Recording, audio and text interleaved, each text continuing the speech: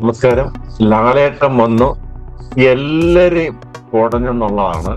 കൂടുതലായിട്ട് നമ്മൾ പ്രതീക്ഷിച്ച പോലെ തന്നെ അനിമോളെയും ജിസേലിനെയാണ്. അവര് തമ്മിലുള്ള ഒരു വാക്കേറ്റത്തെ കുറിച്ച് പരസ്പരം നമുക്കൊരു അഭിപ്രായം ചോദിച്ചു. ലാലേട്ടൻ തന്നെ പറയുന്നു, ഇങ്ങനെ ഒരാളുടെ അനുവാദം ഇല്ലാതെ മറ്റൊരാളുടെ ശരീരത്തിൽ സ്പർശിക്കുന്നത് ശരിയാണോ എന്ന് ചോദിക്കുന്നു. എന്തായാലും ശരി, ജിസയില് ചെയ്തു അതിനൊക്കെ വലിയ തെറ്റാണെന്ന് ലാലേട്ടൻ പറഞ്ഞു. ശരിയാണ്, ഒരു അപകടം ഉണ്ടാകാനും വലിയ സാധ്യതയാണ് ഒരു ഉന്തും തെള്ളും എന്നൊക്കെ പറയുമ്പോൾ. അപ്പൊ അതൊന്നും ഉണ്ടാകാതെ കഴിഞ്ഞു. ഇനിയെങ്കിലും സൗഹാർദ്ദപരമായി പോകാനുള്ള ഉപദേശങ്ങളൊക്കെ കൊടുത്തു ഇവരെ ശരിക്കിരുത്തി ഇത് ചെയ്തു. പക്ഷെ നമ്മൾ ഉദ്ദേശിച്ച മാതിരി ഒരു പണിഷ്മെന്റ്, വലിയ ഒരു ടാസ്ക് ഒന്നും വന്നില്ല. പിന്നെ ഒരൊറ്റ കാര്യമുള്ളൂ, ഇവരെ ഡയറക്റ്റ് നോമിനേഷനിലേക്ക് വിട്ടേക്കുകയാണ്. അടുത്ത ആഴ്ച മറ്റുള്ളവർക്കൊപ്പം ബാക്കിയുള്ളവർക്കൊപ്പം തന്നെ ഈ രണ്ടുപേരും കൂടെ അനുമോളും ജിസയിലും ഡയറക്റ്റ് നോമിനേഷനിൽ വരുമെന്ന് പറഞ്ഞിട്ടുണ്ട്.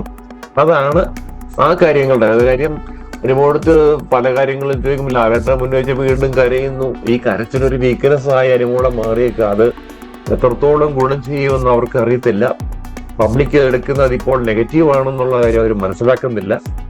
ഗെയിം കളിക്കാൻ വന്നൊരു ഗെയിം കളിക്കുക, ഇതിനിടയ്ക്ക് എന്തെങ്കിലും മാനസിക പ്രശ്നം ഉണ്ടെങ്കിൽ കരയെടുക്കുക എന്നൊക്കെ പറഞ്ഞ ഒന്നോ രണ്ടോ ഇൻസിഡന്റ്. ഇത് തൊടുതലും പിടിക്കുന്നതിനും അല്ല, ലാലേട്ടന്റെ മുന്നേച്ചും തർക്കം, ലാലേട്ടന്റെ മുന്നേച്ച് കരച്ചില്, ഇങ്ങനെയൊക്കെ ഉള്ളൊരു അനുമോണ പ്രവണത. ജിസയിലൊക്കെ ബോൾഡായിട്ട് നിൽക്കുമ്പോൾ അവരുടെ ഒരു സ്ട്രാറ്റജി എന്ന് പറഞ്ഞാൽ അതാണ്. അത് കുറെയൊക്കെ സക്സസ് ആയി വരുന്നുണ്ട്. അതാണ് ജിസേലിന്റെ ഒക്കെ ഒരു ഉയർച്ച എന്ന് പറയുന്നത്. മറ്റൊരു കാര്യം എന്ന് പറയുന്നത്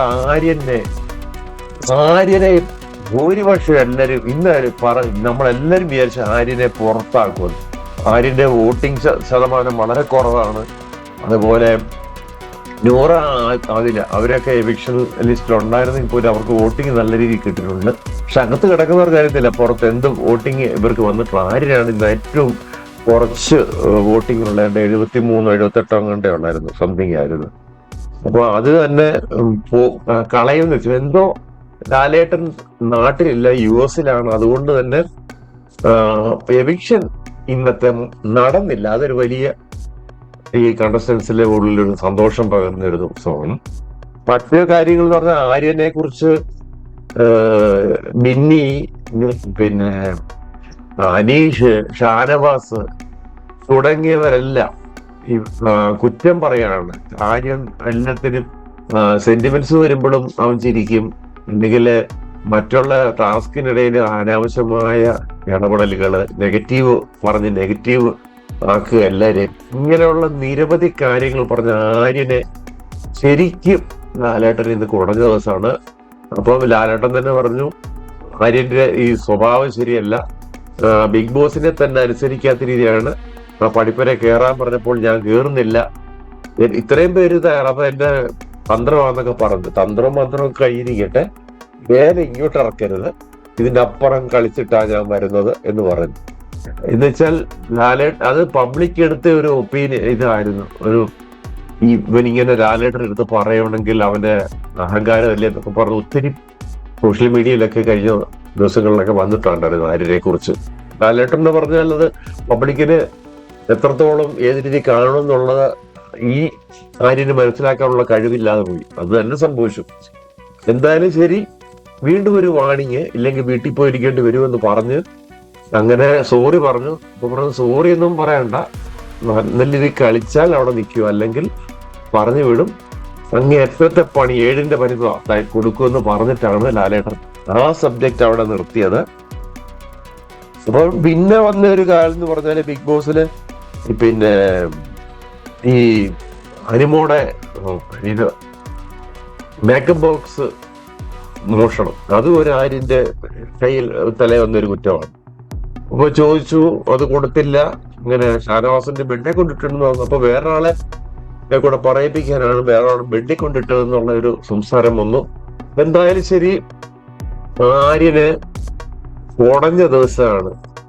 ആര്യനെ, അനിമോളെ, ജിസയില് ഇവരെ 3 പേരെ ഇട്ട് ഒരിപ്പിച്ചു. ലാലേട്ടൻ ഇതൊക്കെ 24/7 ഇത് ബാക്കിയുള്ളതെല്ലാം കണ്ടിട്ടില്ല. ഇത് ഒന്ന് ചുമ്മാതിരുന്ന് പറയല്ലോ. അദ്ദേഹം US-ലാണേലും എവിടെയാണേലും ഇത് ശരിക്കും പഠിച്ചിട്ടാണ്, ഇവരുടെ ഓരോ ചലനങ്ങളും നോക്കി മനസ്സിലാക്കിയിട്ടാണ് ഇത് സംസാരിക്കുന്നത് നമുക്ക് US ഇരുന്നുള്ളൊരു സംസാരിക്കുമ്പോൾ നമുക്ക് മനസ്സിലാക്കാൻ പറ്റുന്നുണ്ട്. പിന്നെ പഠിപ്പുര കയറാത്തതിന് അരിയനിട്ട് നല്ല കുടച്ചിൽ കൊടുക്കും.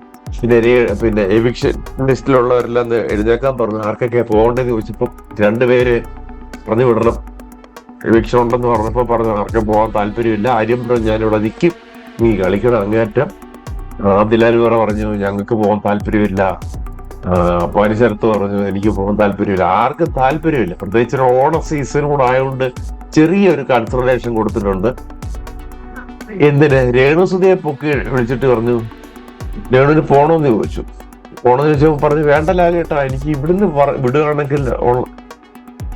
വിടുകയാണെങ്കിലേ ഞാൻ പോകത്തുള്ളൂ, അല്ലെങ്കിൽ പോകുന്നില്ല. അപ്പം ഈ പറഞ്ഞ് ഇടയ്ക്ക് കിടന്ന് പറയുന്നത് എനിക്ക് വീട്ടിൽ പോകണം എന്ന് പറഞ്ഞു. ഉണക്കി പെടാൻ തുറന്നു തരാന്നൊക്കെ പറഞ്ഞു. ഇപ്പൊ ആർക്കും പോകണ്ട ചുരുക്കി പറഞ്ഞു. ഇതെല്ലാം ചില വൈകാരിക നിമിഷങ്ങളിൽ പറയുന്ന ചില കാര്യങ്ങളാണെന്ന് അവര് സമർത്ഥിച്ചു. ലാലേട്ടൻ മനസ്സിലാക്കി. എന്തായാലും ശരി, ഈ ആഴ്ചയൊക്കെ ഇച്ചിരി സന്തോഷകരമായി ഒരു എപ്പിസോഡായിട്ട് നമുക്ക് കരുതാം. എവിക്ഷൻ ഇല്ല. ഇപ്പോൾ അപ്പാനി ചേർത്ത അബിയുണ്ട്, രേണുണ്ട്, ശൈത്യമുണ്ട്, ആദിലാനൂറ, ആര്യൻ ബിന്നി, ഇവർക്കൊപ്പം അനുമോളും ജിസയിലും കൂടെ അടുത്ത ആഴ്ചത്തെ നോമിനേഷനിൽ വന്നിരിക്കുകയാണ്.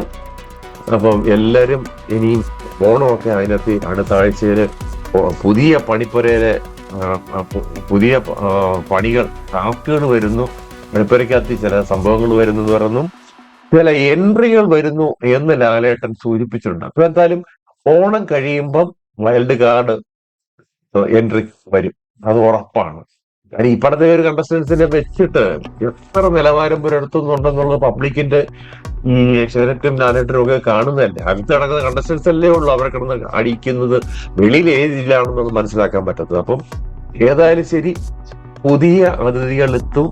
അത് ആരൊക്കെയാണെന്നുള്ളതിന് കുറെ ബാല ഉൾപ്പെടെയുള്ള പേരുകൾ പറയുന്നുണ്ട്. അത് എത്രത്തോളം സത്യം കൊണ്ട് നമുക്ക് പറയാൻ പറ്റത്തില്ല, അത് പിന്നെ നമുക്ക് നോക്കാം.